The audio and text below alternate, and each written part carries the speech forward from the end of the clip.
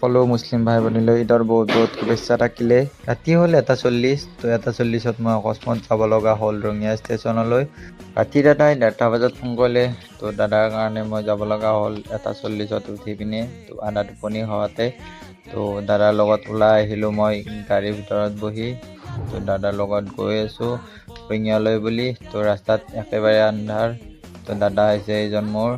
তো আমি গৈ আছোঁ ৰঙিয়ালৈ বুলি। ৰঙিয়া আহি পাই দেখিলোঁ ঈদৰ একেবাৰে আয়োজন চলিছে।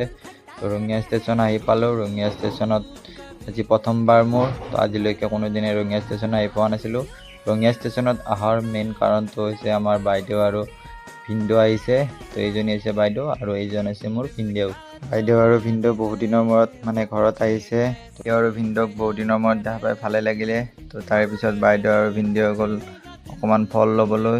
তো এইজনী বাইদেউৰ পৰা ল'লে অকণমান ফল। তাৰে পিছত আমি যাবলৈ ওলালোঁ ঘৰলৈ বুলি। অকস্মাত বাটতে লগ পালোঁ ট্ৰেইন। তো ষ্টপিছত ৰখাই দিলোঁ গাড়ীখন, যিহেতু আগেৰে ট্ৰেইন গৈ আছে। আহি অখুৰা পালোঁ। তো অখুৰাত ঈদৰ কাৰণে বহুতখিনিয়ে ধুনীয়া লাইটিং কৰিছে। তো বহুতখিনিয়ে ভাল লাগিছে। সকলোকে আকৌ এবাৰ শুভেচ্ছা জনালোঁ। তো আহি পালোঁ মই ফাইনেলি ঘৰ। তো ঘৰ পাই বাইদেউ ভিনদেউহঁতক নুমাই দিলোঁ ঘৰত।